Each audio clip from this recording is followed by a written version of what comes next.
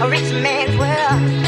I have turned the soul of this beautiful land, but the beauty. Ya boy, oficial.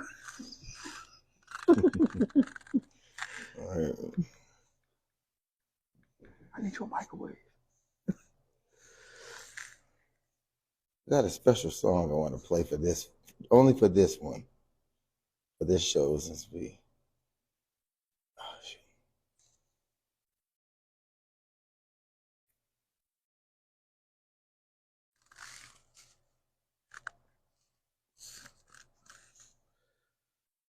Hope y'all enjoy it.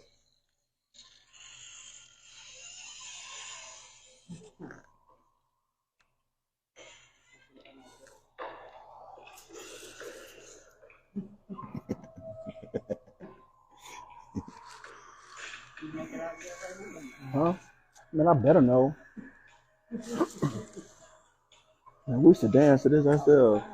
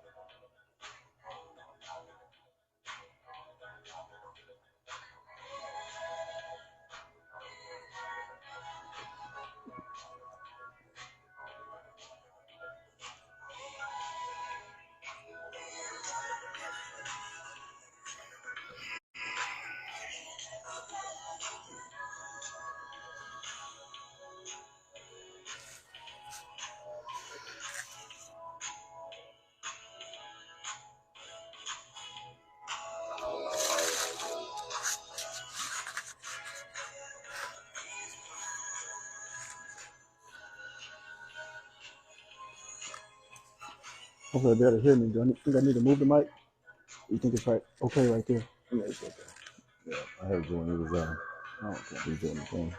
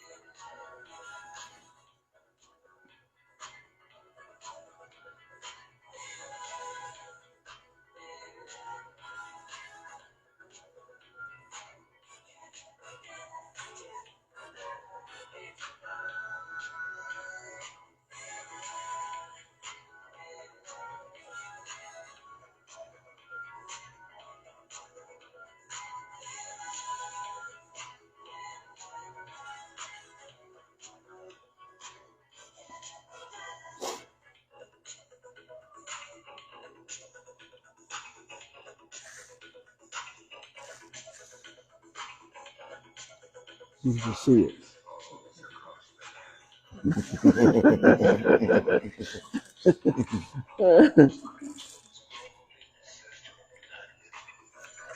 But I'll play this one for this one.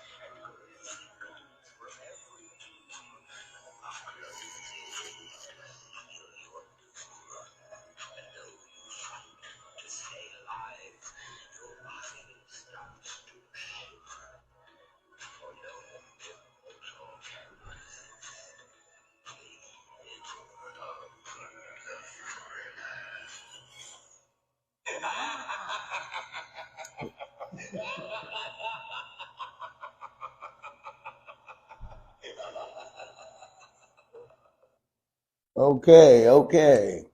Welcome to the WUAO and Hours show. I am your host, Michael Phelps from the WUAO and Hours. I always state that we are WUAO and Hours is a communication group, but we are partnered up with many other groups that are your grassroots groups as well. But we are the communication and educational group. So what I would like to do is have everybody introduce themselves. I'm your host, Michael Phelps again. Marion Bailey. Raymond Carlisle. Okay. Couple topics we'll jump into that happened this week. A Missouri math teacher was arrested on 4 counts of inappropriate contact with a 16-year-old student. The father of the teenager is also being charged with failure to notify the authorities because he was aware of the relationship. Yeah. Dwayne Keefe Davis, who's charged with Tupac's murder, he was granted bail, not the $100,000 that he initially requested through his public defender, but he's seeking he was asking for, but he's getting $750,000 bond. Rapper Yo Gotti, his brother Juk, was shot and killed at a repast after their uncle's funeral.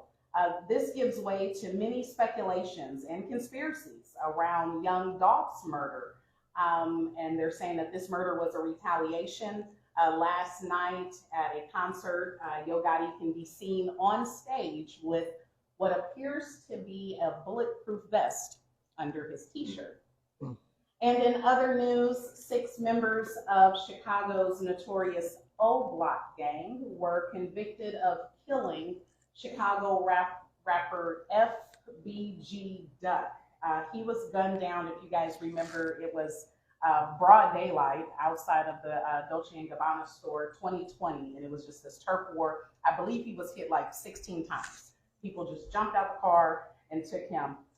What's insane about this is when the conviction came down of the 6 for being sentenced, FBG, because I always want to say Duck, but FBG Duck, his mother took to a live on social media. She was smoking weed, popping pills, singing a song that was talking about sliding and killing somebody else. Keep in mind, he's one of 3 of her sons that was killed, gang violence.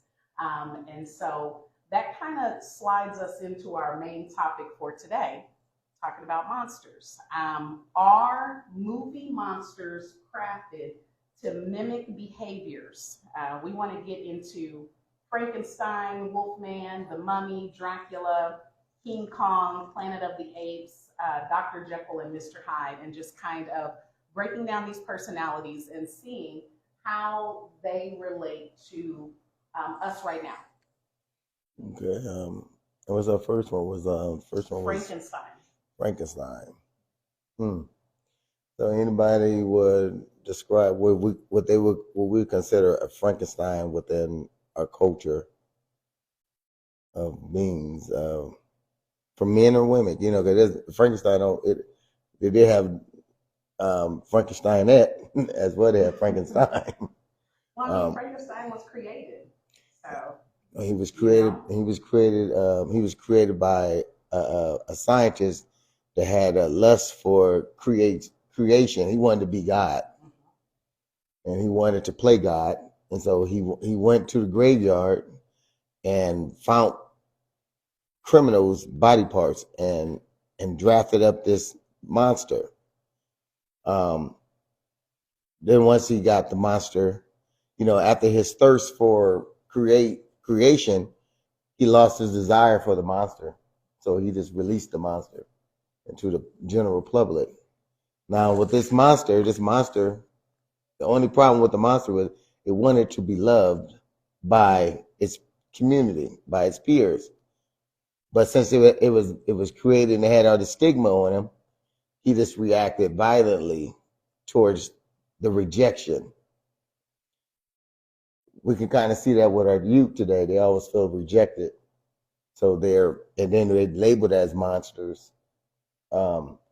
That is created by broken homes, created by broken environment, created by lack of economics, created by a failed society, a failed school system, and some say we could say failed religion, or lost their religion, lost themselves, or disconnected themselves from the religion. There's one of the reasons why you see a Frankenstein in our community. What do y'all think? Anybody got anything to add to that? The original Frankenstein, if I remember correctly, probably created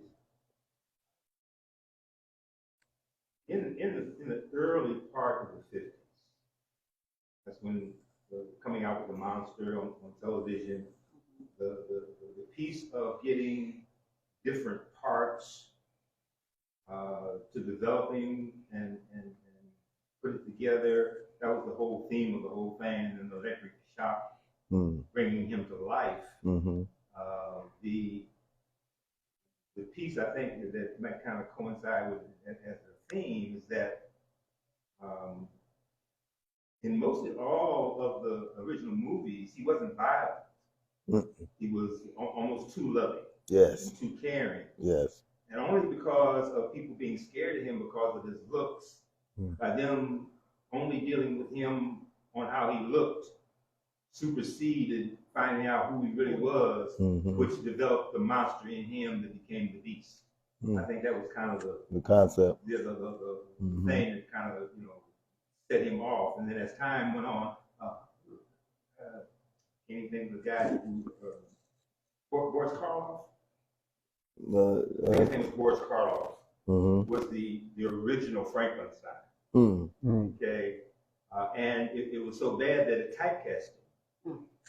Even though he was made up and whatever, that he never could after that do a nice guy role. And so the depiction of something that is horrid and making it up of something that are not so much, and letting how people deal with him based upon his looks, I think is the scenario that I would look at.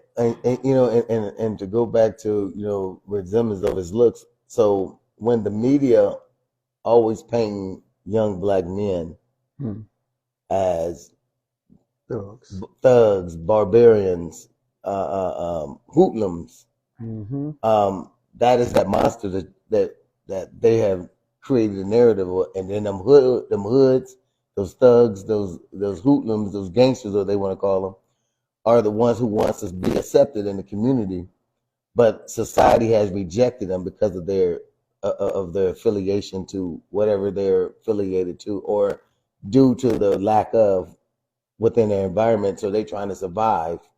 So they say they are monsters because they're in a survival mode. But we got, how many billionaires we got in this world that has enough? One billionaire has enough to give everybody $1 million and still have a lot of money left. So then you wonder why there's monsters, Frankensteins around the community. Yeah. You know, we create those in our families too.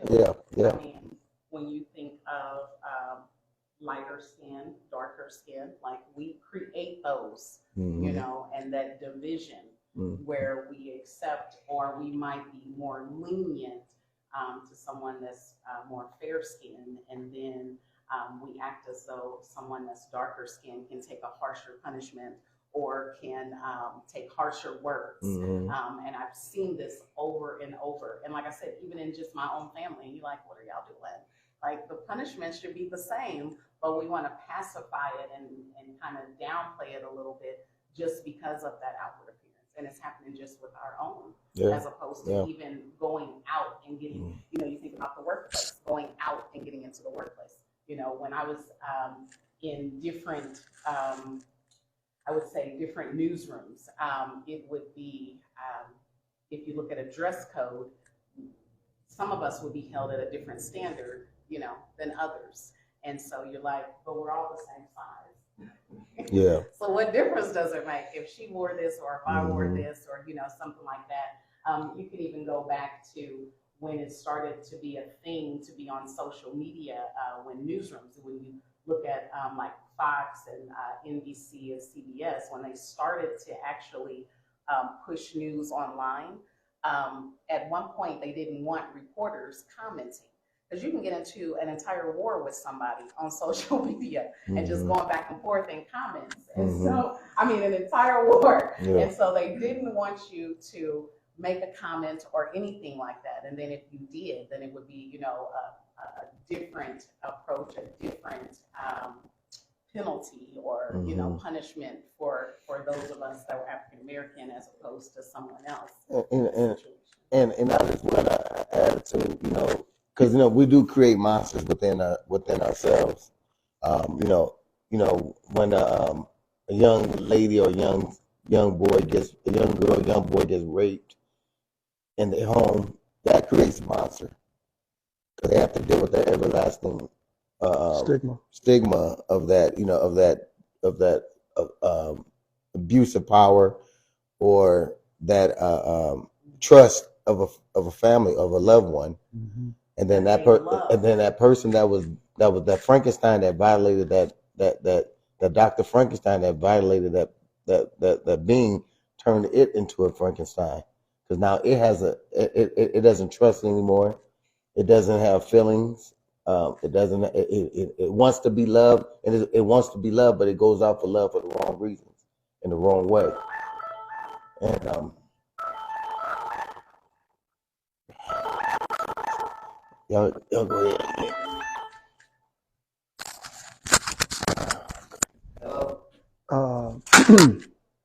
So anyway, to kind of pick up from what he was saying. So anyway, what he's picking up from where he's talking about the Frankensteins that were created through the traumas that they had experienced through the life experiences or the life experience of a situation that occurred. We have to be mindful that it takes time to uncreate something that has been created. It's once something has been set in motion. We've kind of talked about this in the past. We've talked about, you know, there's a book, it's called "It Didn't Start With You." We talked about it before. It talks about how things are passed down genetically, not necessarily a change in your DNA. However, every cell in our body contains all of our DNA, and environments can have a negative effect. Things that we experience can have a negative effect, or even sometimes something's passed down. It might even skip a generation and pass down to another and appear in another generation. You may not exactly know why you are predisposed, or you kind of have a desire for something that you may not quite understand why you have a desire for that thing until you do some digging for yourself and realize, wow, you know, this is kind of where this started.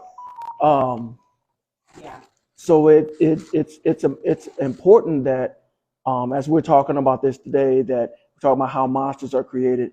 The thing is that just as a monster is created, as we go forth, also understand that a monster can be uncreated, even though it has been created, and that takes a desire to want to be uncreated. Yeah. You know, it brings to mind a young man that I was talking to one time, and he made a statement. He said, "You don't understand." He said, "My mother was a gang member. My father was a gang member. My grandfather was a gang member." And my question to him was, what does that have to do with you? Yeah. Because, and the reason why I asked him that question, the reason why I planted that seed was for him to understand your grandfather had a choice. Your mother had a choice. Your father had a choice. And just like you have a choice. Now I'll pass it on to somebody else. But it's just like that, this welfare system and welfare mentality, you know, for several generations, you will find people that will work just enough so that they can get those benefits, so that they can, you know, just barely keep the housing, keep the food stamps, keep whatever. Okay, I can't go over this many hours. I gotta have this. And then you see that the grandmother did it. You see that the mother did it. And then now they might be dating my brother, and my brother may show them, hey, you actually could do this, this, this, this, and this to help them pull out and break this cycle of, I just want to barely get by. Right. Think your way out of this thing. Right. You can, and it will be all right. Right. You know, it's like you can think your way out of it. There's something else that you can do. Right. Just because they did it. Or I heard this this preacher one time say that they were in the kitchen, everybody was cooking, and they cut off both ends of the pot roast and put it in the pot. And we always did this because Grandma did it, and Grandma's pot roast came out so tender. Grandma did it, it came out so tender. And this is generations. They just cutting off one end, cutting off the other end, seasoning it up, putting it in. And finally, a child says, well, why are we doing this? Mm-hmm. Why? Why are we doing this? Come to find out, Grandma's pan was only so big. Wow. We gotta cut it. When you gonna ask the question? When's somebody gonna ask the question? Why? Why? Why are we doing it this way? Exactly. Can we do something different? Exactly. Do I have to be the byproduct? Right? Or that. Do I have to be what they created? Build the prison, we'll fill it. Do I have to go because they built it? Exactly. You know what I mean? Right. Do I have to fight you because you tested me? Mm-hmm. No. Mm-hmm. Well, you know, yeah, that's a good example, man. And moving forward to our next one, Wolfman. Yeah, we talking about the Wolfman creature. It has a thirst. It has it has influence of substance in it, because once it got bit, because it was a carrier bit a civilian, and then the civilian became a wolf because of what attacked it. Mm-hmm. And now, for some reason, and usually when a wolf attacks, it tries to eat it all up. So that means if it attacked it and it didn't kill it, that means it actually wanted to change that person's way of life. Mm-hmm. And so now that person has these animal instincts, now it has to eat. It has to feed it. It has to feed the desire what it is. Mm-hmm. And so when we listen to rap music and we listen to these guys on the center stage or in a booth, that they want to call it, and all they doing is talking about how a wolf will eat someone up and watch how gory it looks, and how the wolf just enjoys seeing the gory of this body being ripped apart, eating his heart, seeing his brain, body parts all over the place. You can't say that you're human if you rapping about that and then calling yourself humane. Mm-hmm. You've been infected by something. Mm-hmm. Either that's material wealth, either that's a way of survival. Mm-hmm. Is that environmental? What do y'all think that is? Why would a person want to? And they do it at the midnight of the hours of when it's a night, late hours of the night, full moon, full of alcohol, full of substances, and you want to commit gory crimes. Mm-hmm.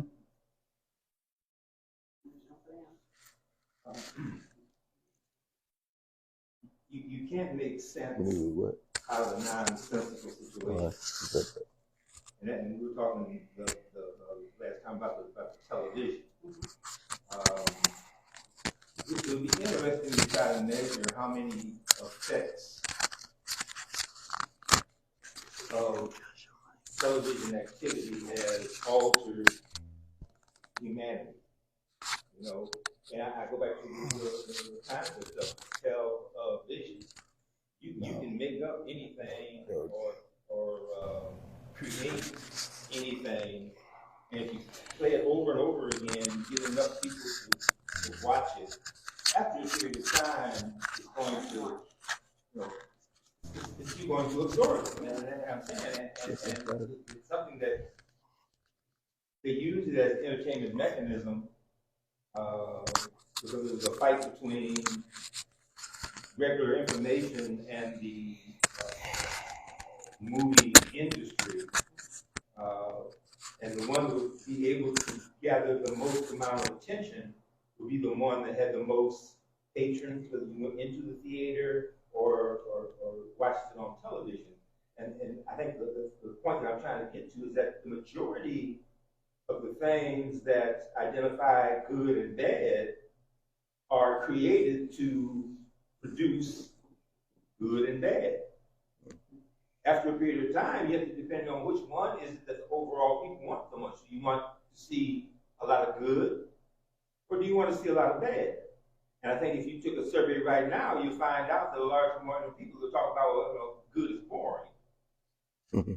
It's rudimentary. Mm-hmm. Yeah. Standard, it's locked in. Ain't no excitement in it. Mm-hmm. Yeah. And that's the thing about the inhumanity of man that in the industry has to be really questioned as it applies to the effect positively or negatively on people, and even on its specificness as it's able to deal with one particular type of people to make them more entertainment mechanism than the rest of them. Mm-hmm. That's where I'm at in that whole thing.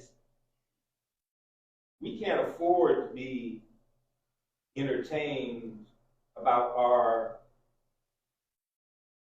shortcomings, which outcomes usually come up in some type of violence as perceived by the masses of the people who produce most of the media and use that as a mechanism to show you as being inferior. Okay? And for us as a people to take it and get that same kind of thing and deal with each other at that same kind of level shows how bad it really is. Right? Yeah.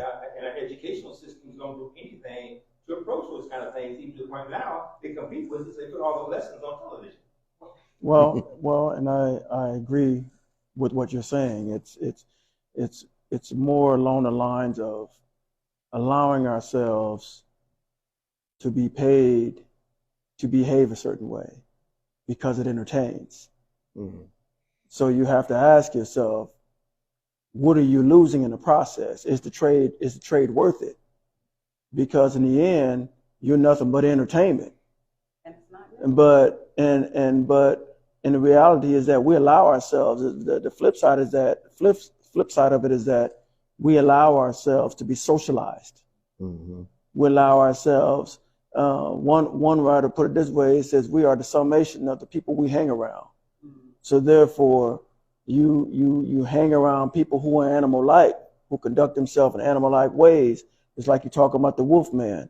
then that means that once they bite you, then you become like they are. You've now been socialized. You are now a wolf man like they are a wolf man.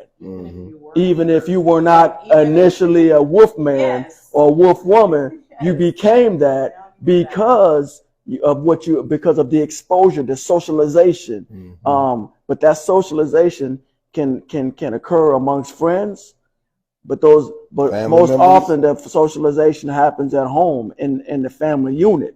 Where everybody knows that you're a booster, but the whole family reaches out to you asking you to go boost for them. You know, until you call for a favor. Right. So yeah, they ain't gonna put no money on your books or anything like that. You know, they ain't ain't getting you no attorney, nothing like that. But the point is that again, we have to be mindful of what we allow ourselves to be exposed to. You know, it's like you think about, you know, when we were kids, you know, we're all of that generation. When we were kids, you know, you all remember the beware of dog signs. Absolutely. Okay. You don't go up trying to pet a dog that you know is going to bite. Okay. But so many people do. Yeah. Okay. They see the sign and they still want to play with the dog. Oh, it looks like, whoa, come here. Till you get bit. You know, and it's like, wait a minute. The indicators were there. They were already barking. They were already growling. You already saw the teeth, but yet you still hung out with them. They were already showing you what they were about. You already knew that they were thieves. You already knew that they had no respect for other relationships, but yet you chose to get in a relationship with them. You already knew. It's not like you didn't know. It's not like the indicators weren't there, but yet you still chose to engage, and then you wonder how you got bit. And then you become bitter. You become the werewolf. That's right. Because you were bitten by a werewolf. Now you savage. Now you're savage. So at one time you believed in integrity. At one time you believed in commitment. Now you don't believe, you don't want to be committed to anybody because you believe nobody's out there worth being committed to. Because of what you've been through. Because you've been bitten. Yeah. By the choices you made. Because of the choices that you made. Yeah. I'll let you pick up. And you know, and the reason why the Wolfman is so a profound story is because it really tells you the beast within us mentality. You know what I mean? When you can sit there and make songs talking about how you killed somebody after you just killed somebody and put it on a record and spin it off of and put it on a mainstream beat and let it flow into the hemisphere and the atmosphere. And then that's a bite. And guess what happened? Other people start to get bitten, and guess what? They start going out mimicking what you're saying on the sound wave. And then at the time, and this was the irony in this. Then at the same time with the devil's tongue, you want to go up on the awards and say, I want to give an honor to God. Thank my mama. Thank my mama. If I was a mother, I'd be like, well, don't be putting me in that mess. You know, if you talking about pimping our women, taking Percocets, killing people, how you killed them, why you going to kill them, where you kill them at, and brag about how he stood over his body, and you put all this on the sound. You're not a werewolf. You're not human. There's been several times that you give that illustration. But I really do believe that we are so afflicted by the consistency of that philosophy that we don't look to what's good. A lot. Masses. Yes. Yeah. Okay? Because if it was just a lot of people, then they would stand out. These issues, because of mostly television, we don't have a moral compass anymore. Okay? our spirituality has been so re-educated to us that we, through our own inquisitiveness and ignorance, seek out the good and the bad spirit. Okay? To the point where our lifestyles have, what do they call alcohol? A spirit. Spirit. That's what they used to call it before, spirit. Selling spirit. Here, one called alcohol. In Omaha, Nebraska, we have the second largest dairy that sells milk. And I guarantee you they ain't nowhere close to those that sell alcohol. Okay? Because we as a people, through our programming by the power base, because you can't make money off of non-foolish people. All right? So you have to introduce as much foolishness to camouflage whatever your modus operandi is in order to have a profit and a loss. And this is one of the main reasons why we, people of Hugh, stay at a loss. Because we don't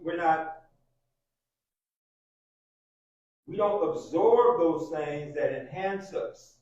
We absorb those things that highlight us. Okay? And if you don't control any of the mechanisms that highlight or give positiveness to you, then you don't keep on doing that, because I feel like I'm coming backwards. You're not in the flow. If everybody else is doing wrong, why are you doing right? You know, that would be wrong. Right. If everybody else is doing one thing and you're doing another, you know, even though you feel like an oxymoron. That will identify what right is. I can go back to this piece about the 10 Commandments again. But don't nobody know them. Let me jump in real quick. Prince Champ, he says a lot of people go through that. He's piggybacking off of what you said. They rationalize hurting people because someone hurt them. Okay, and Elijah, thanks for that brilliant piece of breakdown, and everybody's breaking down stuff. I wanted to go into the next segment, was the mummy, the dark soul of hate to be awakened. Now, when we think about the mummy, you know, now we talk about what we're doing right now. We're trying to awaken people. Yes. Some people gonna hate us, and guess what? They will kill us because they don't want. They have a dark spirit, a dark soul, and they wrapped in their own bandages of pain, of shame. A lot of times, those bandages on the mummy is pain and shame. And up underneath that bandage is a dark soul. A soul that has been left alone to do what it wanted to do for a long period of time. Now the awakening of it reacts because it chose darkness over light. So what do y'all think? That's what comes to mind are your enablers. Enablers allow them to be that way. Have allowed them to be to be sick, to be in that place of detriment, that place of an unwillingness to change. And then when you have somebody who comes along and tries to wake them, because they've been so used to being sick for so long, they look at you like you're crazy, like you're trying to harm them in some kind of way, even though you're just trying to awaken them. And that's, they get mad at you because you open up that coffin. They get them out of there. Yeah, right, because it's like because look, exactly. It's just like in the best example, one of the best examples I can think of is it's just like a woman in an abusive relationship. Go try to remove her out of that abuse. She'll fight you. When you know, now she'll welcome you to come and in the moment, protection. Yeah. I don't want to. But if you try to remove that man, that's been abusing her and knocking all upside her head, now she gonna fight you. And you men, know, and men, and men, men do that too. yeah, they it's on children too. Yeah, Dog too. Yeah, well, you're right. I mean, it's just like you try to remove a child from an abusive home, they're gonna fight you. Yeah. Okay. Or a dog. You know, it's like because they've been programmed. Right. Yeah. They've been programmed to be in that position, so therefore they've accepted it. Right. And see, and that is the biggest downfall of our people is the acceptance of less instead of achieving more. Yeah. It's you know, when you've been living in that place for so long, that's all you know, that's all you want to know, and so therefore that's all you desire, and you see until somebody else tells you. Experience that there's different. Just like you said, until a child came along and said why. Yeah. Until everybody else fell in line. Everybody else just line after line after line like blind sheep. Yes. Well, let's just do it this way. And then somebody says, well, why did we do it that way? And then somebody, oh, wait a minute. Whoa, this is why. Yeah. Well, man, we got a bigger pan now. What do we need to cut off the hands for? You know, and it's like, so somebody allowed themselves to be awakened. Somebody asked the question. Instead of getting mad, somebody explained it. Yeah.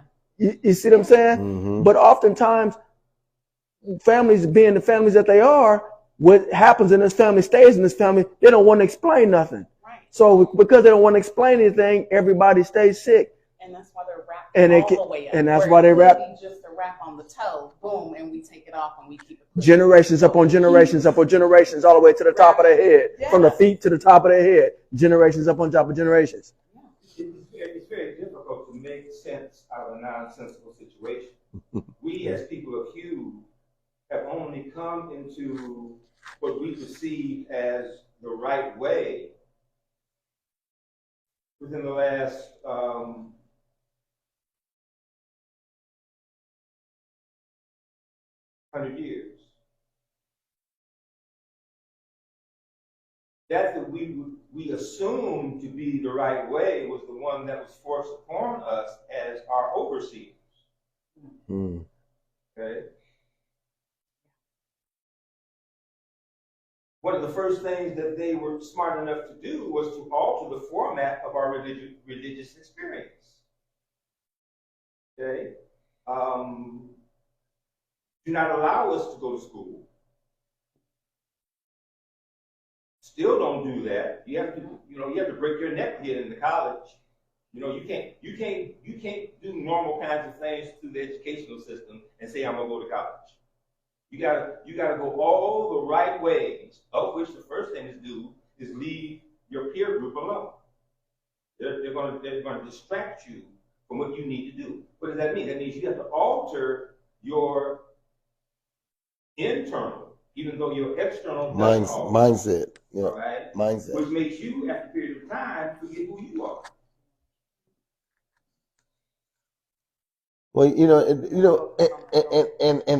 and on that is when we're dealing with mummy type behaviors, we're dealing with a culture of people who don't like the awakening. They don't like the way that you open up the coffin right in front of the light. You know, they like to stay in that dark place. The coffin closes, it stays, it's dark, and it's in a dormant state. Some people like to stay in a dormant state. And so therefore they're able to see, they're not aware of the bandages that's on them. Because guess what? They have a mindset that they don't want to change. Comfortable. So once we get to the mindset and they start to see, and we can elevate their mindset. We don't own television, we don't own radio, we don't own schools, grocery stores. We don't own them to the capacity that will sustain a culture of people, or we'll say a nation of people. But as the song said, it's time that we heal. It's time. And within this time, we got to start pulling them layers of bandages off, so we can actually see the real us, so we can look in the mirror and see what we need to do. Because once you start looking at a man or a woman in the mirror, then you can start to face the demon that's in you. And you know, I think about what you just said, because you used one word instead of another word, but yet that word is applicable. You should use the word bondage first, then you change to bandage, but yet it is bondage. Mm-hmm. Yeah. So what you said was actually correct, but I know you didn't mean to say that, but yet it was applicable. Yeah. Well, the reason I use bandage and bondage, because I wanted both. A bandage is when you cover a wound. Mm-hmm. Bondage is when you just cover the hole. Yeah. So it probably started with a bandage. And then it became bondage. Yeah, exactly. And that's and that's the thing. And to see, and that is started by habits. Yes. Okay. Habits become bondage. Mm-hmm. You know, when the first time you do it, it's a bandage. You might be doing it to cover up something. You might be doing it for the moment. But then you realize, oh, wait a minute, this kind of feels good. I think I kind of like this. You know, you take one drink, then comes two, then comes 3, 4, 5, 6, 7, 8, 9, 10. Yeah. You know, take one smoke, then 3, 4, 5, 6, 7, 8, 9, 10. Later on, you know, it's every day. You know, it's like you don't, you start hanging out with the friends. You're a married man. You start hanging out with the friends. You know, at first it's innocent. You know, y'all just going out, having a good time. Then all of a sudden you start noticing the women.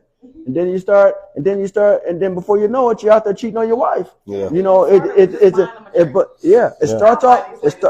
starts off small. You know, it's like it says the chains of habit so lightly felt, but until they become too strong to be broken. Mm. You know, that's a saying. It's real. You know, but it's a fact. Yeah. You know, these are the things that we have to be mindful of, because in order for change to come about, we must first desire change for change to take place. So in other words, we can't. So when the light comes, when someone opens that coffin and light comes in, don't be so quick to fight the light. but ask the question, wait a minute, why are you turning on the light? Why are we doing it like this? Because and then when someone asks the question, that means now they're curious. Right. Okay. Mm-hmm. Now that they're curious, now I can teach you something. Mm-hmm. Okay. But without a curious mind, you will never learn anything. And that's what's wrong with some of our people, is that we don't have a curious mind. Right. We choose to lay down in tradition, and instead of asking why we have these traditions. We choose to accept things that have been passed down to us instead of asking why this thing has been passed, or why has this thing always been done this way. You know, there's nothing wrong with standing out. Mm-hmm. There's nothing wrong with that. Mm-hmm. But it's when you choose to acquiesce and to just go along with the group, go on or jump on the bandwagon with everybody else, because that's the most acceptable route to take.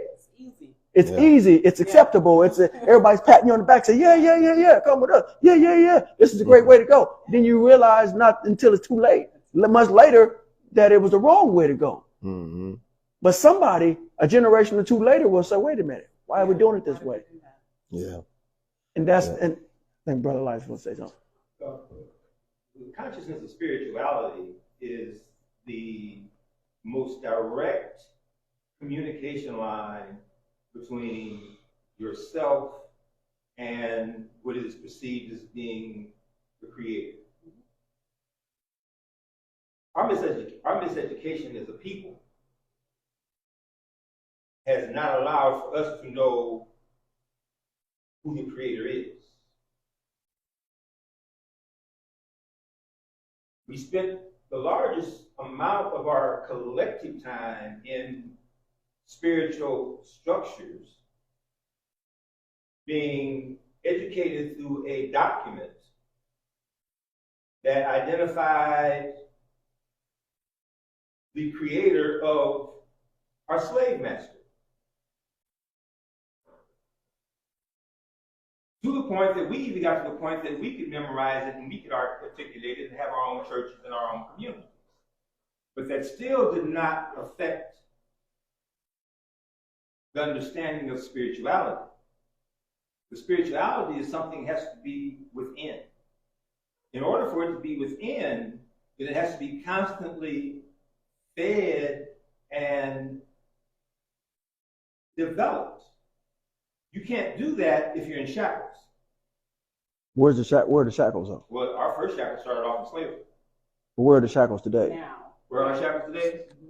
In our minds. Yes, sir. Okay. So. And that's because of the educational system. Sort of, yeah. Okay. There's a choice in that. There's a big choice in that. When you say choices, then there has to be a mechanism that is allowing you to discern so that you can make the choices. Okay? If that apparatus is skewed, then even though you discern it and you make the choices, you still being crippled. Okay, can I ask you something? Back in the days of slavery, uneducated, unable to, most of them really couldn't speak. Okay, couldn't read, right? Didn't even understand this. But yet they knew that they wanted to be free. Mm-hmm. Okay, so the mindset was there. They didn't need the education. They didn't need the education system because there was no education system for them. But yet they knew they wanted to be free. In spite of the situation that they were in, not being taught to read, not being able to go to school, not being able to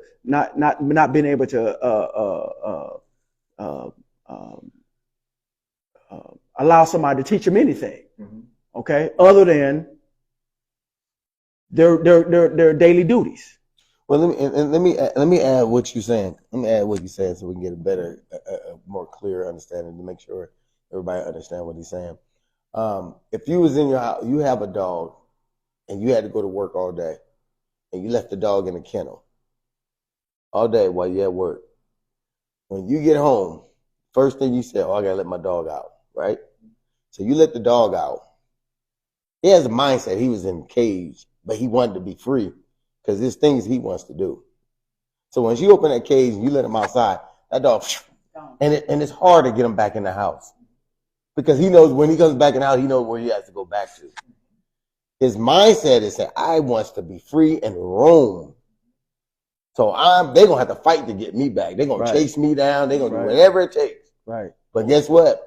I'm gonna enjoy this little freedom as I got it. Right. And what would be the normal situation where that animal come back home? Because he knows that he's gonna get eat, he's gonna have shelter, and he's gonna get love. You know, right. Well, because most of the time, some of them get love, and that's why they come back because they love their master. And now to go back to what you were saying, love that master. They love to come back to what the master has programmed them to do. Well, first of all, your educational system has to give you a true definition of what love is. Well, and that's true. But what I'm saying in this aspect, when the dog was known to be a free agent, a free beast to roam, it became domesticated by humans. Humans took it in, brought it in the house. Now the dog is going against its habitat. It is being submissive to its owner. Hold on, let me finish. You can enter. It's being submissive to his owner. So now the dog is so loyal to his owner, to his rightful owner. It wants to be free, but it also knows that it's dependent because it don't know how to hunt for itself anymore because it became domesticated. It doesn't know how to do the things it can do in the wild. If it was out in the wild, it would never come to you that easily. If it did, it was going to attack you. It didn't. No, so you got to look at it from the two, when they broke them and when they didn't break them. Look at the two different type of animals. You can see the difference between the two. You can't go and walk up to a wild dog and try to pet it, or a wild wolf and try to pet it. It's not domesticated. It don't have no interaction with you. It never did. So therefore it's not going to come to you like you want to. If it did come to you, it's not coming to greet you. Gotcha. And I read this comment from Prince Champ, who says, educational system and lack of educators at home, that's where the mental slavery comes from. Yes, it is. It is. And that's any animal that will respond to another animal, it has to be based upon a loyalty. Mm-hmm. The loyalty of caring, the loyalty of sharing, the loyalty of camaraderie, having things in agreement. Mm-hmm. If you don't provide that, then you have to shackle them. Yeah. Depending upon the viciousness of either one would depend on whether you shackle them mentally or physically. Mm-hmm. All right? But okay, let me ask you a question. What animal stays alive and which animal end up dying by the owner? Depends upon the mentality of the owner. Because if you look at a big old horse and you see the little strap that it holds that horse, and by a small little human being, The bit. and if it can control that massive beast just by a little bitty rope, Not the rope. It's the bit. it can take the rope off. The bit is what's in the mouth. It's the bit. The bit, Yeah. the bit in the mouth will control the Right. head. Yes. The only other way that they did it is how the Native Americans did it. It was by the mane. Mm-hmm. Right? Okay. The higher up on the mane would depend upon the intensity of it. Mm-hmm. Yeah. How you get it high, you bring it to the switch off. If you did it down here at the bottom, you can hold on. Mm-hmm. All right. Mm-hmm. We as But the question was mindset. Now, there's horses, stallions that refuse to be Broken. broken. And guess what? They will end up killing the owner. Guess what happened? You killed one of us, we're going to kill you because you got an ace of blood. Like when they do a jaguar, they do a tiger, they do a lion. Anything that kills a human, they have to hurry up and kill it. Because they know it's not going to be, you cannot confine it. Now they know they can beat you. well, Yes. even when you get You see what I mean? Mm-hmm. even when you get into humans, and this is why the educational system is the way that it is.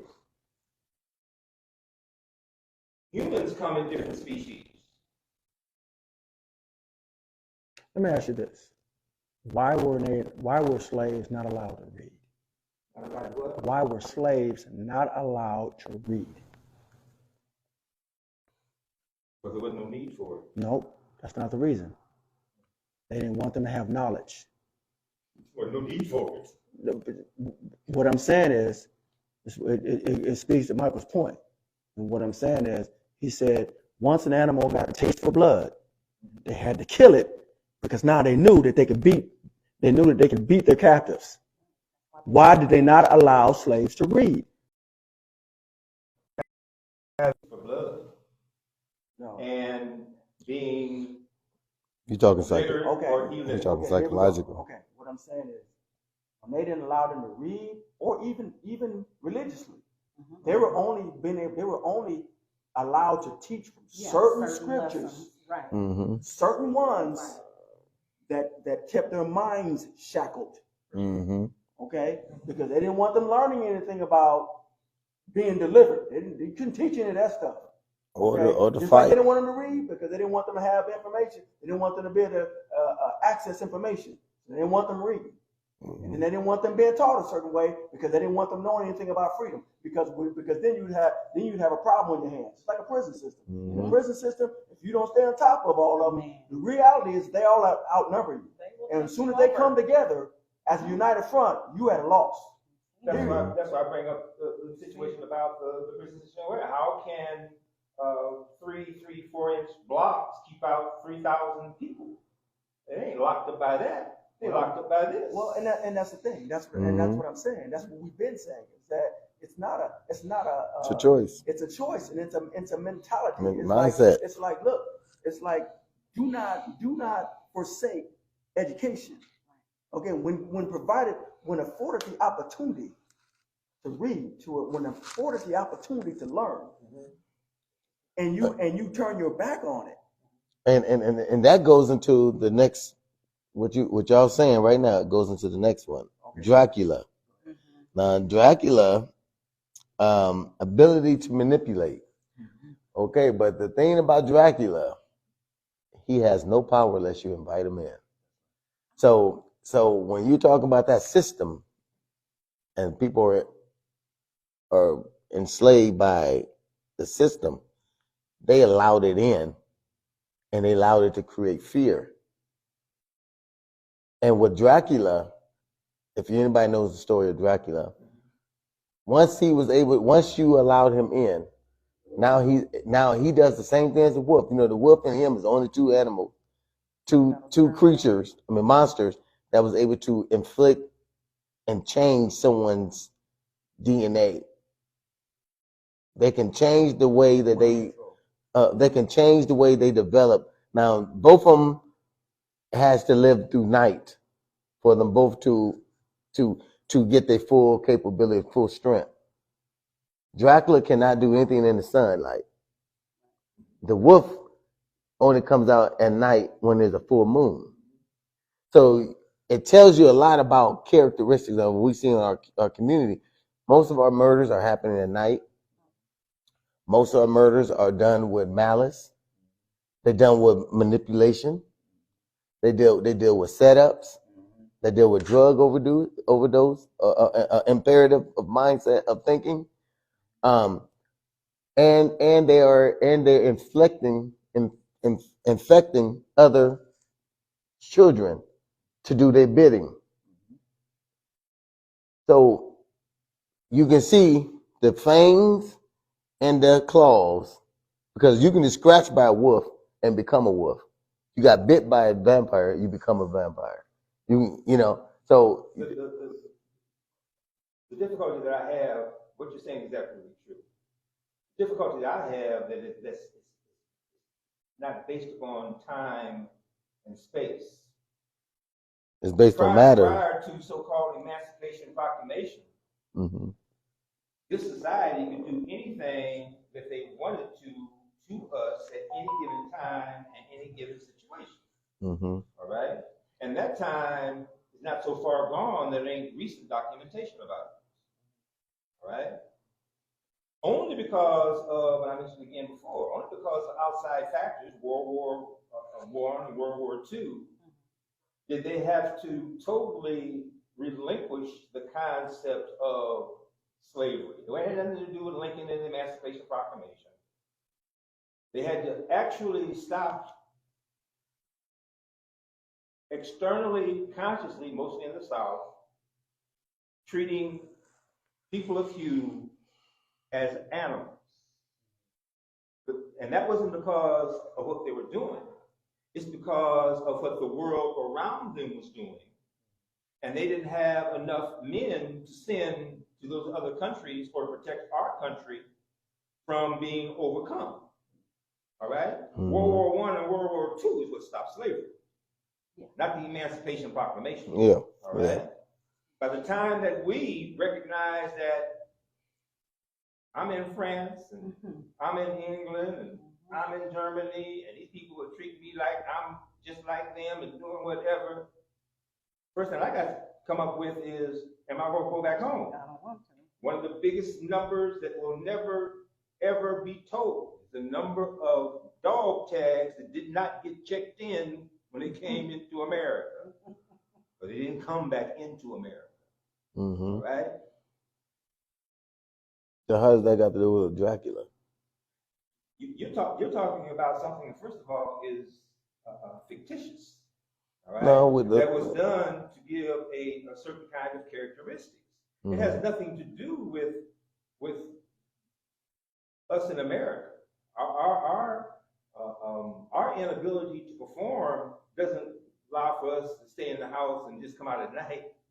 Okay, our inability to perform is based upon not being able to do anything anywhere without somebody else's okay. Well, I'm gonna agree, but I'm gonna disagree. The reason why I'm gonna agree to disagree is because these characters are not fictitious. They might be in a fictional form of movies, but they actually are characteristics of people. Now, the reason why I'm gonna show you the reason why I'm saying it. Dracula was the one that people, those who are civilians who wanted to be who was in the light, didn't recognize or respect the light. And then once they got bitten by Dracula, they started to say, "No, I don't want to change." So you said there was a fictitious part. well, let me break it down. Oh, so they didn't want to change once they got bitten, because then they tried to fight the disease, because then they start to realize the only way they can survive is at night and praying on their own. You're still talking about fiction, though, as a simulation showing something. Yeah, I'm showing you our characters. And so when someone gets hooked on drugs, guess what they do? They need hosts. They need other people to help with the purchase of drugs. So guess what they do? They go in. They're charismatic. They're manipulative, and they get and then they're deceptive. They do things, and then they get a person or someone smoking weed. They put something, lace it, so they can get them hooked on it. So now there's more than one. So now you got another vampire with you, and then y'all going out robbing people, robbing your own family member. You trying to tell me that's not a Dracula? So are the Europeans who make all these things Draculas too? Yes. Oh, absolutely. Here, let me jump in real quick. Daniel Kibbe Jr. said, "Obey your earthly masters." That was back on another comment that we had. I did want to add this, though, on this whole Dracula thing. So when I was dating, I would think of exes as Dracula, because I would be like, if I invite this person back in, smooth, charismatic, cunning, like I can invite them in and get distracted, but I'm looking for, I already know why you're an ex, but I can get distracted with, oh, gifts, trips, this, that, you know what I mean? And you're like, squirrel. And it's, you invite something in. And here's the thing, it's not necessarily inviting them into your home. It's an invite right here. What do you say? Television. You're inviting them into your phone. You answer that call, that text, that DM. And what did the scripture? And what did the scripture say about sight and hearing? By sight and by hearing. If you see enough of it and you hear enough of it, you invited it in, because it becomes a part of this. It becomes part of what you're eating. Right. Like I'm not doing that. And so like that's when we were talking about Dracula. Like immediately, that's what I see. And I will call people Dracula. I will say that, because I have to remind myself, do not invite that in. And Dracula is a narcissist too. He's a narcissist. Dracula's a narcissist. Absolutely. That's giving him a positive point. Or that's right. No gender. That's an upgrade. And what were you saying? Do we want to jump in on King Kong? You want to do that? Let's now Elijah, I know you might like this one. King Kong, King Kong, what they think of us dating outside of our race?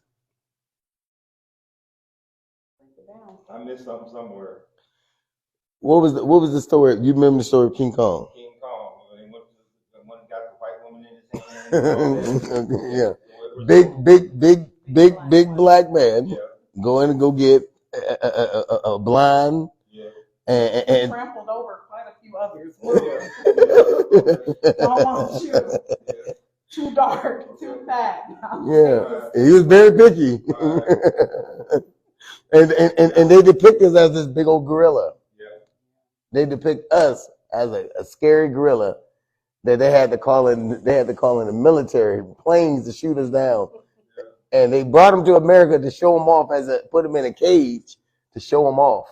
I've never equated King Kong as a industry's emulation of black people. King Kong to me is an entity itself that can get up on top of the Eiffel Tower. I mean the Empire State Building, you know, and swat these kind of things. I've never equated that as being a correlation for black people. Okay. Very far from just being the monkey, you know, it's a whole nother different kind of thing. The emulations of us, as far as entertainment things, that they use us. They don't use anything to assimilate us. They use us, and there are those of us who will get paid to act that way for the overall people. So those kind of things, I don't equate to that. Yeah. Well, you know, when you're dealing with what they were showing is they're savage. King Kong was savage. They went to Africa to get him. They brought him back over to America to display the savageness of him and the unique structure of him. Because remember, when they put us on chopping block, what was the thing they was doing? They was doing this, filling our bodies, filling our muscles, filling our build. I wouldn't correlate him. I can understand you say savage because he's a wild animal. I think that I didn't ever recognize anything trying to make him humanistic. You know, outside of the unconscious thing of, you know, any animal is going to want to have white. You know, that kind of assimilation. Well, that's cool. I mean, all those people running right in. Well, it's more than just the woman. It's the thing that they, you know, it's what they picture him, the animal itself was. The depiction of that was, they was calling him Jack Dempsey, the boxer back in the days. That's where King Kong came from. That's where the movie. No, I'm not Jack. No, Jack. What's his name? Jack Dempsey. When Jack Dempsey, the big black boxer. Jack Dempsey. Look up there. Look up this Jack Dempsey. I guess it was Jack Dempsey. The one all you do is look up the one they call King Kong. They call him the gorilla. He made vice grips.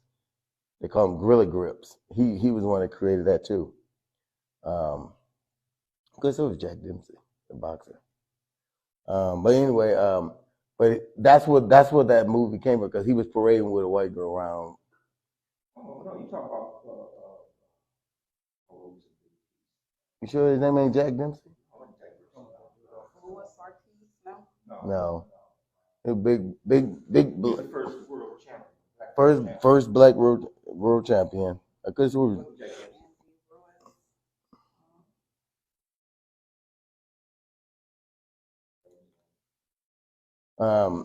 but anyway, that's who they named him after, that famous boxer. That's where King Kong came from. That was where that movie was originated through, is because he was a big black boxer that was winning all the fights, beating up all the and the size. Then he was parading with a white woman around the world. Then he got stripped from his boxing. He had to move to London, to England. Because he got stripped over here because he was dating a white woman, because it was against the law here. I'm only seeing Luis King Kong Ortiz. That's the only one I'm seeing. No, it ain't none of King Kong. Unless it's Jack Johnson. Jack Johnson. That's his name. Jack Johnson. Yeah, okay, yeah. Jack Johnson. That's his name. Jack Johnson. Yeah, Jack Johnson. Jack Johnson was that guy.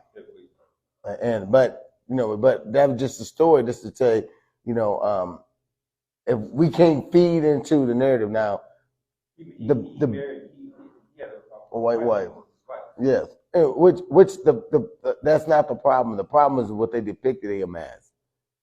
The storyline, they depicted him as a brute, and he got one of their prized joy. That was the story. That was the moral of that story, was that he went after their prized joy, and they didn't like that. Because remember, the head of the movie director guy wanted her. She was with the monster, and they didn't like that.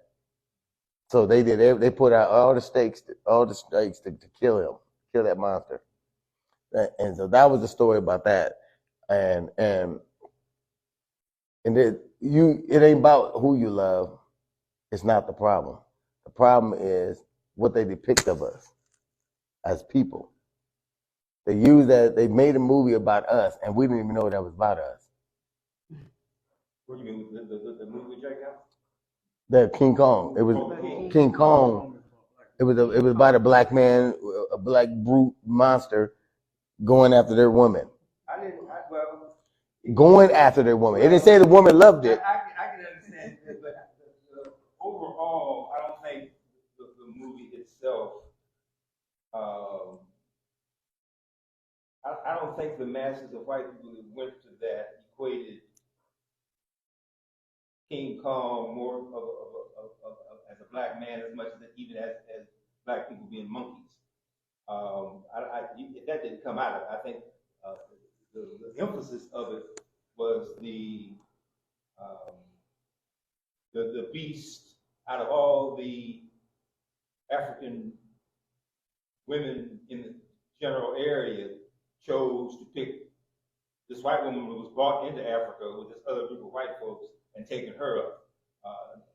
Not even dealing with the base of just being curious.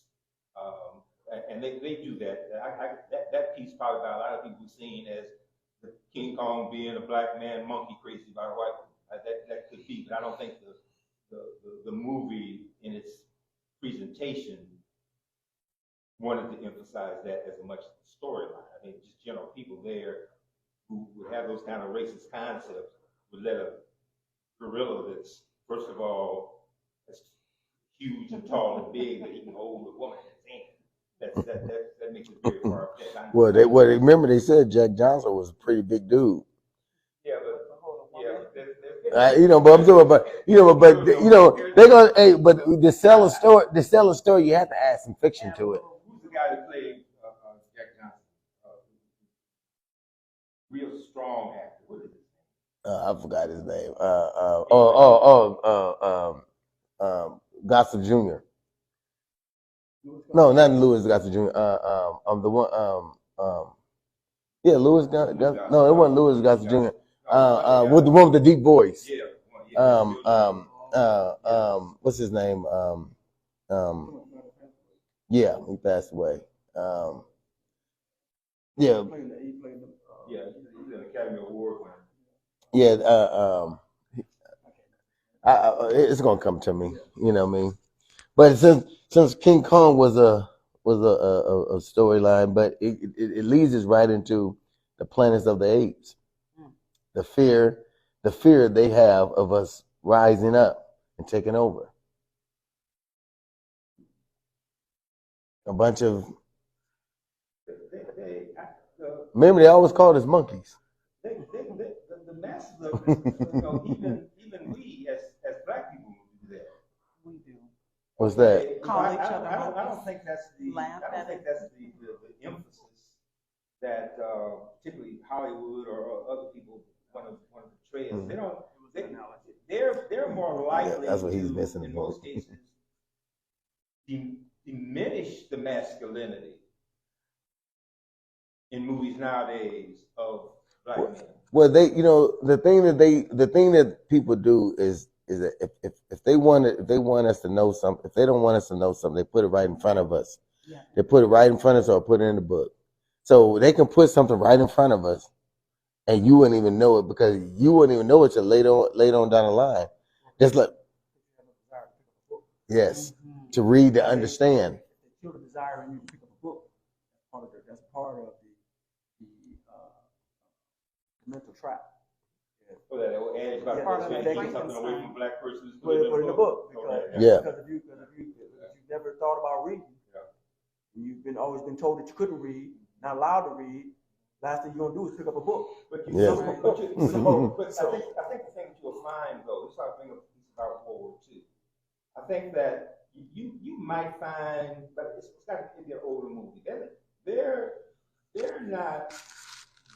They know that doing something like that is going to be not attractive to so-called educated whites. Yeah, but if they can put, if they can show, they don't want to be teased like that. But Elijah, bring out things that we actually do. Like identifying how many black men there are. But Elder, if they can put it in a format where they saying we already call them monkeys, and these monkeys are rising up and they're ruling the world now. In the planet of the apes, they're ruling the world. They're fighting and they are taking over.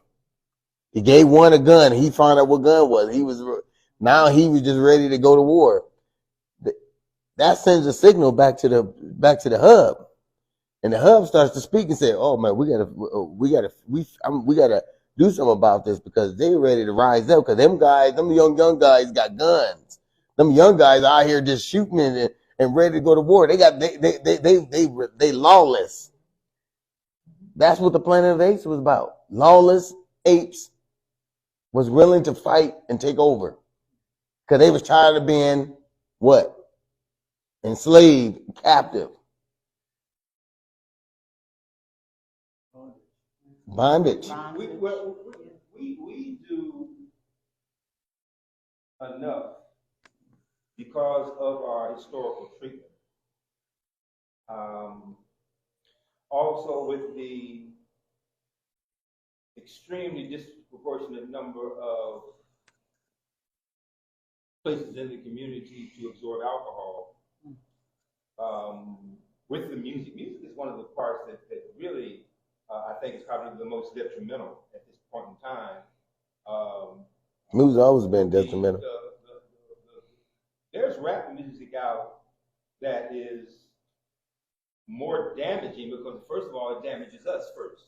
Well, you got to remember when rock and roll just disappeared out of thin air. You don't even hear about rock and roll anymore. Rock and roll. Rap took over rock and roll, and rap. I mean, rock and roll was devil worshiping. It was a lot of drugs, and it was pushing a lot of those narratives. Then all of a sudden, rap music started embracing that same culture. And guess who helped them do it? Lil Wayne, the Little Waynes, they say a little richer than them guys back in them days. They started it, well, rock and roll was from us anyway, but they took rap, they made rap the focal point now because it can influence us and it can cause us our demise. So what we're looking at today, we're looking at a bunch of apes who have no discipline and don't have no guidance. That's our future. So they are able to. But they got guns. Because you remember on the Planet Apes when they got those guns and they just went out and started trying to attack, they were attacking everybody. They didn't understand they didn't know how to control themselves. Remember that? So you imagine all these young guys got guns, finding guns in crates on the railroad tracks and stuff like that, as they said they did in Chicago. And all of a sudden now they out here ready to go to war. The bling bling is the thing that's more effective than the gun. They do more damage to us through the hip hop era with the concept of bling bling. You know bling bling? No, we don't know. Can you explain to us? Oh, you talking about jewelry and all that? What are you talking about? Where? We just with you like we do it like how you do us. Didn't expect somebody 79. 79 to ask us about bling bling. Do y'all know what bling bling is? No, we don't know what that is. You know, but we don't.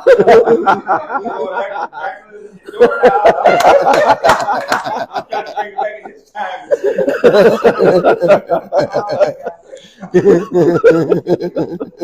He said, do y'all know about bling?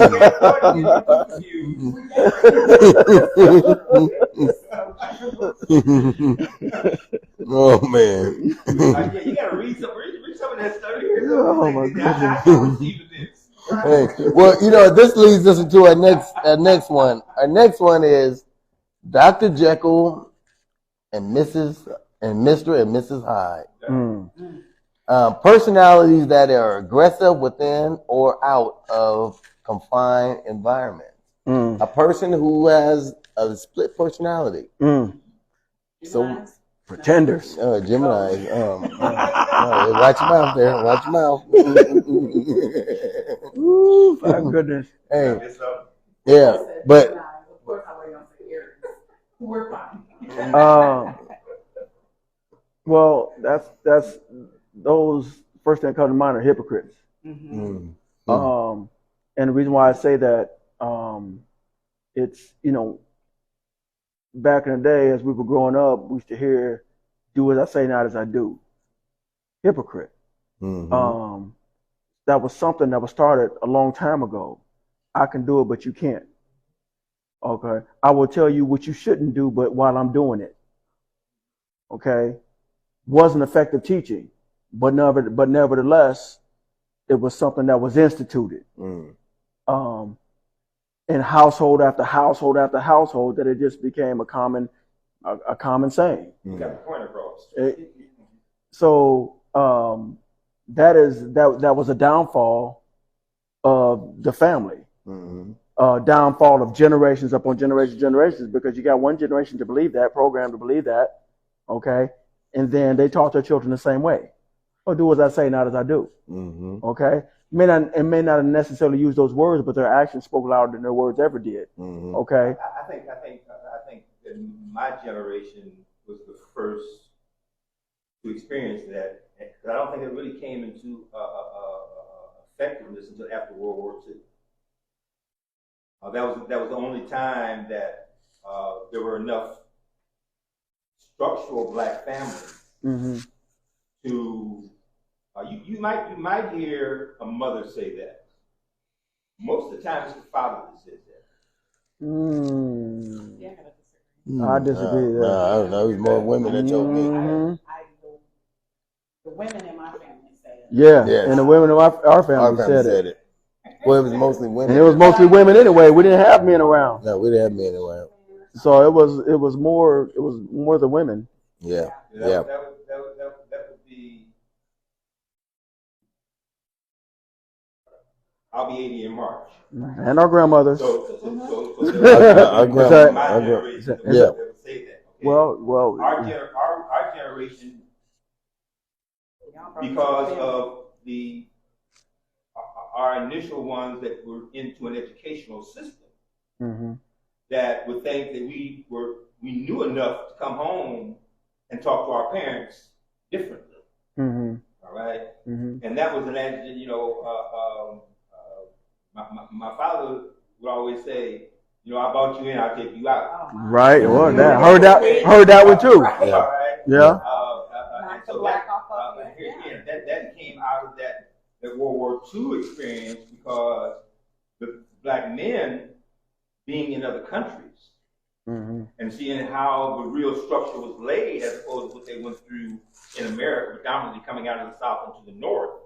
That wasn't the way of life. They go to other parts, like I said, particularly France, in France and some parts of England, where there were a lot of black men also, that it was a whole other different thing. It let you know that this is just us in America that are going through that. And because of how they would talk about us being in slavery, it was an educational process for them. So when they came over here, came back to America after the war, they had a whole other different level of consciousness, which actually was the foundation. It was the grandparents of those entities that pushed the civil rights movement, right? So they had some backing for the first time. But yeah, I brought you in here, and I'll take you out. And you know that they meant it. And going back to think about the Dr. Jekyll and Mr. Hyde mentality. Every time I go back and I think about it, we had a lot of people in our community that had that Dr. Jekyll and Mr. Hyde. Even myself, sometimes I have that Dr. Jekyll and Mr. Hyde, because I witnessed with me many times. I'm nice one day, one moment, and I'm mean the next minute. Or I'm narcissist. That's a Dr. Jekyll, Mr. Hyde. It's a person who wants something, they do things. I don't know. I think narcissists are just about themselves. Yeah. I don't think they can't even hand up to the person that they just got one. But all about me. But the only way they can be able to achieve to get for themselves, they have to be manipulative. Some of them are very manipulative, but they're narcissists. Like saving, like you said about narcissists are pretty outward with who they are. I mean, they let it be known that you think so? That yeah. I mean, a person who's a narcissist is they make it clear that it's about them. I mean, they don't care about nobody else's feelings other than their own. Because you think of Dr. Jekyll and Mr. Hyde, like Jekyll was like intelligent, right? He had a bunch of friends, like popular. Then there was an animalistic side. Was like a murderer, right? Loner, right? That's why I think of drugs when I think of Dr. Jekyll and Mr. Hyde, because I'm like, you got this person that that is like. I would say you'd be like, oh, he's the sweetest person when they're not under the influence. They're the sweetest person in the world when they ain't drinking. Right. And then all of a sudden, when they start, then you see the other side. At the height of their career, I think of this person that I know that played overseas, making ridiculous money, doing their thing, got a little taste of that little powder, and their entire career went all the way down to the floor. And I mean, the most loving person that you can ever. Or you think about people who clearly during the day they work a regular job. Then at night, that nightlife, they're totally somebody different. Or go to church. Yes. Or go to church one way and out of church they're totally different. Right. Now that's a Dr. Jekyll, Mr. Hyde. That whole industry of packing houses. I mean that they had what they call spell outs. Right, where packing houses usually close up about 4, and they had a regular lunch at 12. But they had what they call a spell out, where somebody run out and get half a pint. And that was because of the type of work in there, was just so whatever. You had to be buzzed to stay in there. So that alcohol thing, that was the home breaker.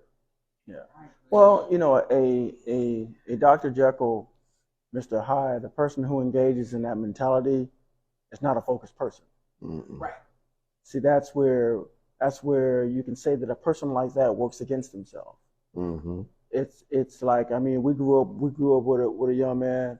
He was our age at the time, but we always said he told tall stories. You remember? Because he always, well, I'm this, I'm that, I'm gonna do this, I'm gonna do that. We got this, we got that. But that wasn't his lifestyle. That wasn't who he was. He was telling telling stories. You run into people who talk about the woulda, coulda, shouldas. Oh yeah, or you run into people who say, oh yeah, I'm about to do this, and I'm about to do that, and I'm about to do this, and they're not doing any of that. Or someone that come in and be all on you, team you, then all of a sudden over here, team them. Right. So it's like that's a person who's untrustworthy, a person who's unfocused, a person who's undisciplined, a person who's not committed. They have all those characteristics. Yeah. A person who's a Dr. Jekyll, Mr. Hyde has all those characteristics. You can't trust them. You remember the name Lon Chaney and Boris Karloff? I'm looking it up. Lon Chaney and Boris Karloff were the ones that did the first Dracula and Frankenstein. Okay. And what they had did is because of the roles that they had a patent that no one could play that role but them. Right? And so they became the personification of that. And that's why it really became just plain eerie, because it was, it made a visual impact on people. It was in a lot of horror films too. Yeah. That wildness, that moon thing, that was the first thing that really kind of threw people off the bat. The new moon and the werewolf and all that come out, that changed the whole movie industry. Oh, I bet. Okay, so to move into our last one, it said, how do we change the narrative when dealing with each other? How do we change these type of mindsets? How do we change? What do we do to upset what we believe that it is that ain't going to change? Because we got to change. We got to find a way to change it, regardless if we believe it ain't going to change or believe that we're doomed by television, by 75% men in prison, by single mothers. We got to believe that there's got to be some type of appetite for change. We got to believe that there's something that can change. Well, how do we change mindsets? Well, stop smoking it. That's it. I'm like, hey, they can dust it all they want. Don't mean you got to smoke it. I mean, and it's like, and I'm just saying. But and just because they put a liquor store in every corner doesn't mean you have to go. You know, I mean, it's just like, you know, or you talk about, well, you know, people dropping off guns and but just because you come across one don't mean you got to use it. I mean, you know, it's just like it's what I'm saying is that when you're asking the question, what's going to bring about change? What's going to bring about change is every individual taking accountability for themselves. And when you take accountability for yourself, when you know yourself, like you always say, you know thyself to thyself be true. You always say to thy own self be true. And see, when you learn to be true to yourself, now you can help somebody else. You know, but don't talk about something that you're not going to do. Don't profess something that you're not. You know, it's just like if you don't pretend to be there for people when you're not there for people. Don't pretend to have integrity when you have none. You know, I mean that is the problem that we have going on, even in our community. You know, in our community, people will say, well, you know, people will go all the way out the west and pay money out there, but they won't do nothing down north. Well, have a sense of integrity. If I bring my car down north, don't be driving it around town. Okay, fix my car, you know, do what you're supposed to do. Call me up when it's done. I'll come pick it up, you know. But if I got to worry about you driving my car to lunch and lending out or keeping my car for months at a time or whatever the case may be, and I'm not saying that to put nobody down. I'm saying is that this is how we get better by accountability and holding each other accountable. Now, and when I talk about holding each other accountable, I'm not talking about putting each other down, calling each other names and this, that, and the other, because when you call somebody something, then you're telling them that that's what they are and they can never be anything else. But if you address the behavior of somebody, then what you're doing is you give them an opportunity at being able to change. So therefore, we should address each other's behaviors, but we ought not to call each other names. So that the potential is always there for us to be able to change, to be able to take on a different mindset, to be able to rise above our current circumstances, our current situations, and bring about the change, not only for ourselves, but for our families, for generations upon generations upon generations. That's how that change is going to come about. We're going through such a dynamic change right now because of television that we don't have any control over the communicating mechanisms. And the majority of our time is spent dealing with television. Like I talked about the piece about the homosexuality. That piece alone, every major society has always been destroyed by homosexuality. Okay? And it's always thrust upon those who have the most insecurities. All right? That would also correlate with substance abuse. Okay? We don't have anymore those types of structures that will speak to it. All right? They're coming.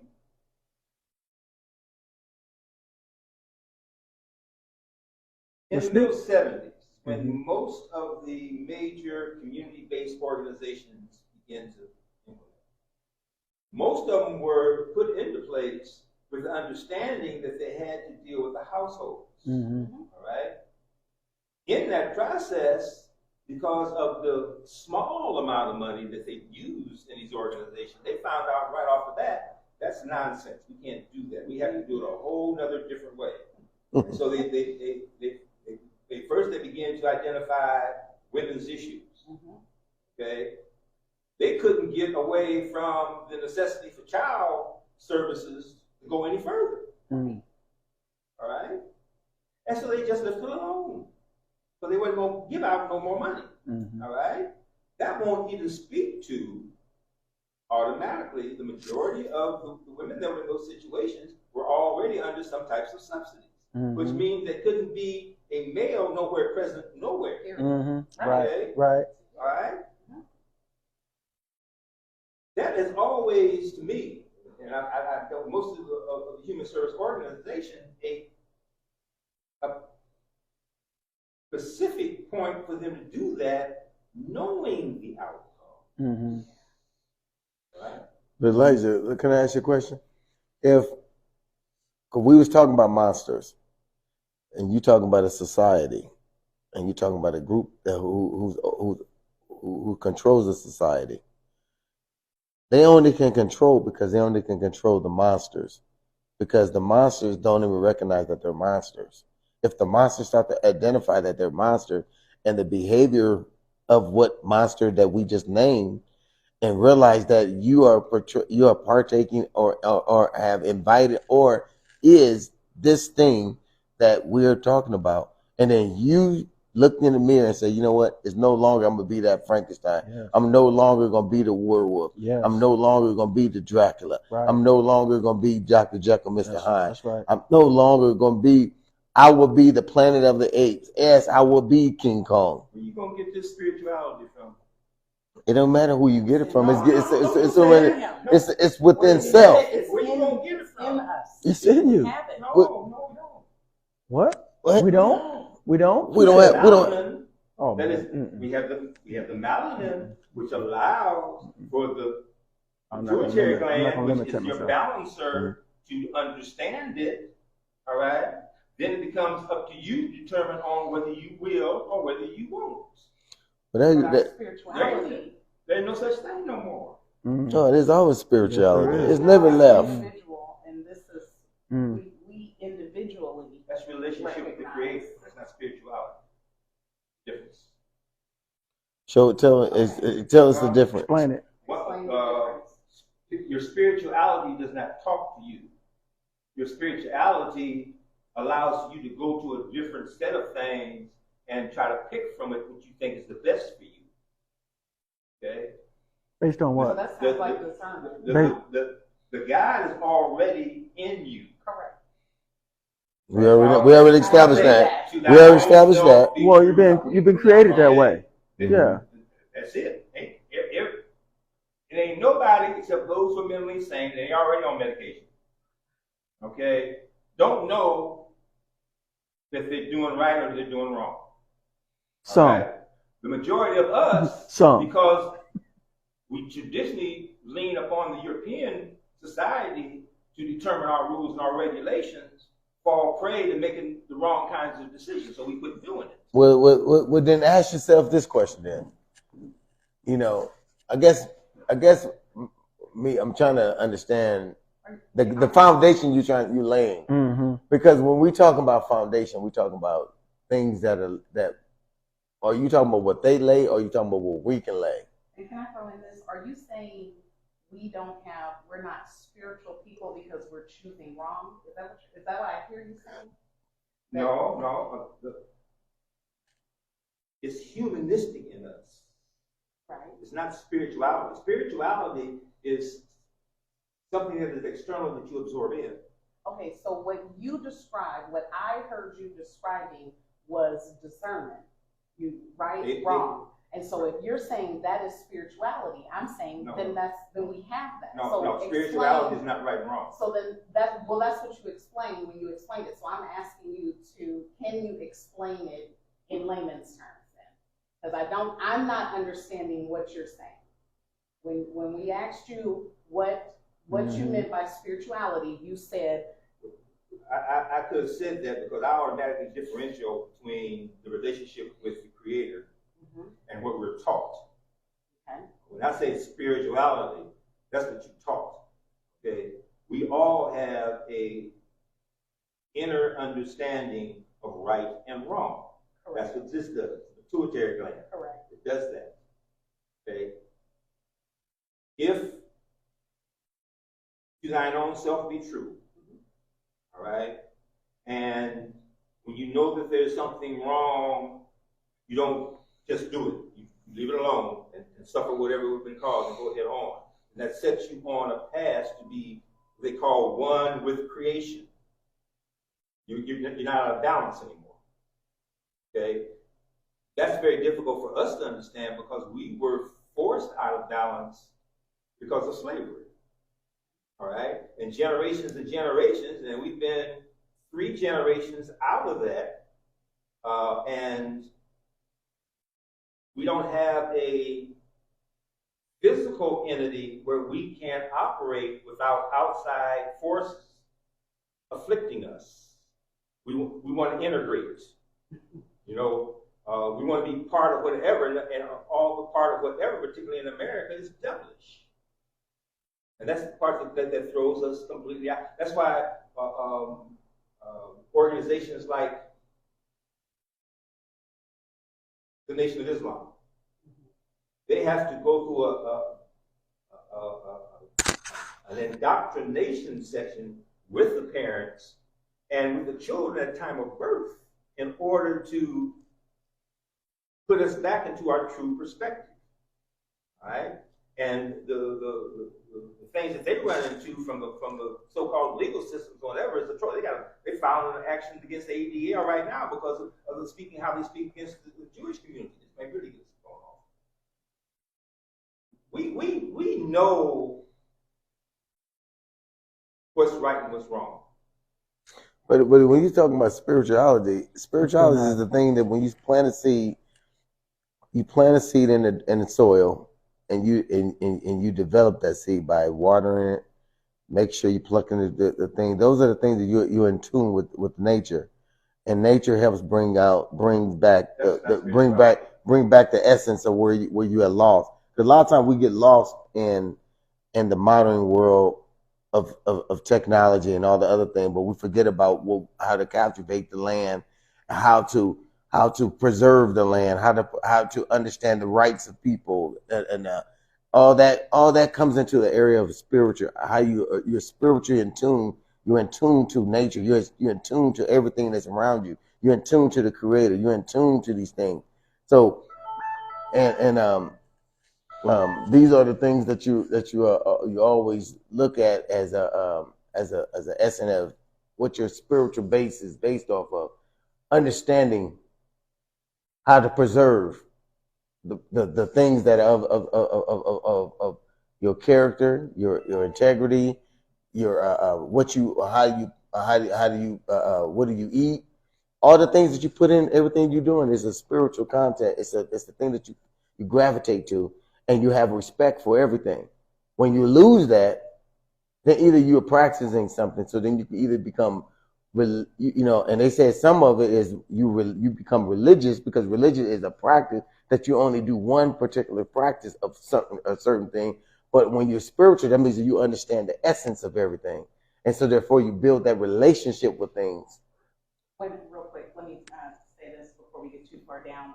DeLong Strong says, wouldn't it have been our disobedience that puts us out of balance? Yes. Our disobedience, our disobedience was forced upon us by slavery. Okay, but we are that's why we are creation's being. Right? We are. That means that even without having to go through a so-called system of education, living in tune with nature balances out all the rules and all the regulations and even the 10 Commandments we give you. Yeah. Okay, but we are innate, and that's one of the things that kept us. So it got a lot of us killed, but it also called for those who survived slavery to be 3 times much stronger and 3 times much wiser.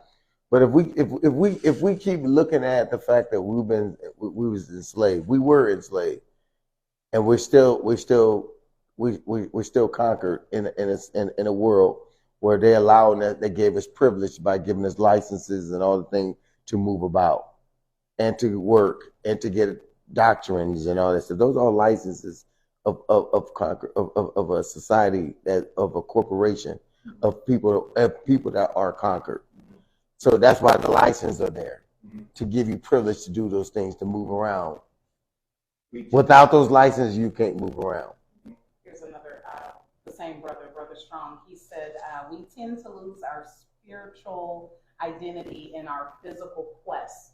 Ask a man who he is, and he will tell you what he does. We have purpose before slavery. Exactly. We have a purpose, period, because the Creator is the best of planners, and all the things that have happened to us were to happen. Okay? Yeah. Now, in that, there's a reason why, even with the type of slavery that we were put into, we were able to overcome it. All right?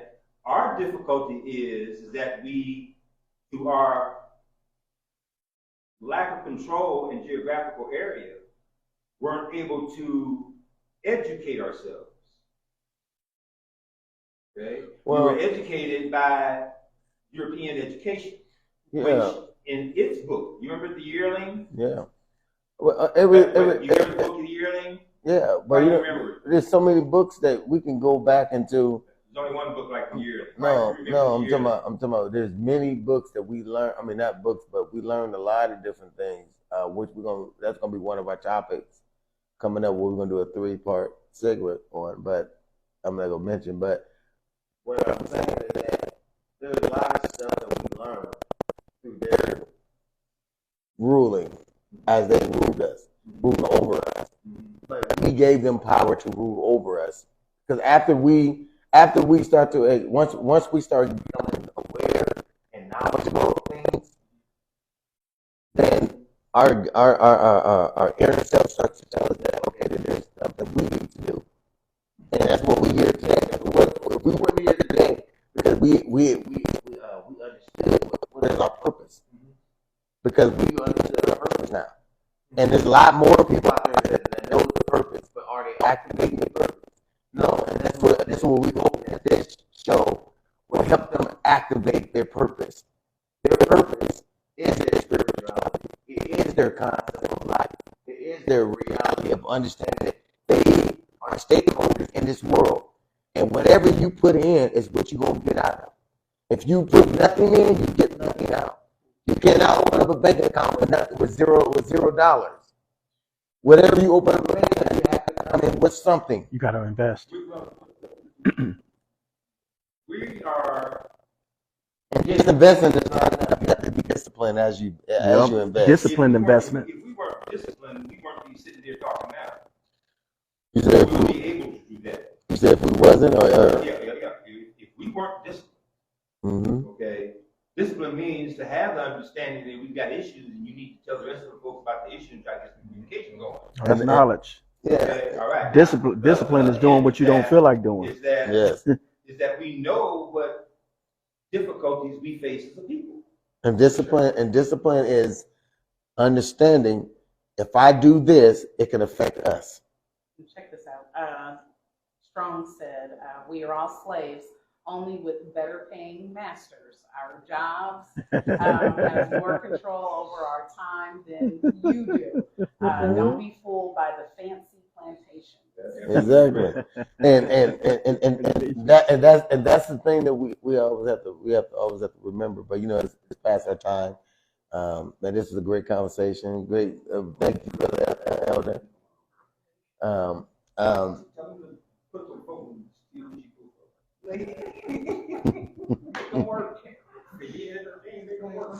Yeah. This is a great discussion. I hope everybody got what they need from this segment. I believe that monsters are within us, and I think a lot of our characteristics. I think if we can take this and go back home and try to correct some of those monsters in the home, I think we can stop the monsters in the community. But everybody, give your final thoughts. I would just say, identify. Don't be scared to identify these monsters and ask why. Don't be afraid to ask why. I guess I'd say we are all in charge of our own change. We just have to be willing to endure the process of that change. I just want to indicate that we're dealing with lot of demons and monsters amongst us. Not to bring this thing up, but it's always a monster is going to lurk. It's going to lounge at you. And if you don't deal with it with delicate hands, with precise precision, as you do, as the doctor does on the operation table on the brain surgery, every nerve on the brain. There's a lot of nerves on the brain. You just cannot. You have to have a fine hand, a steady hand to do surgery on it. And sometimes people you have to have that type of hand when you're dealing with them, because you don't know what type of monster that's in them. You don't know what monster you're dealing with at that moment. So if you use the right utensils to carve them over, to do the dissecting, to do the implant, to take out something, you have to do it with delicate hands, and you have to do it with compassion, and you have to have a drive for it. It has to be a hobby for you, you know. And I think sometimes we get so caught up in want to attack people and not knowing their mental state, not knowing where they at today. We get lost in our own sauce because we only looking at it from our own personal feelings and our deadbeat emotions. I call it fickle feelings and deadbeat emotion. Kind of take yourself out the equation and look at someone else where you think they might be at, and then identifying what the monsters you have to. Because once you know what monster you're dealing with, it's easy to deal with them. So I just want to say that with love, life, and loyalty, we, us, and ours, always going to be the weapon of choice. Much love to everybody. A rich man's world.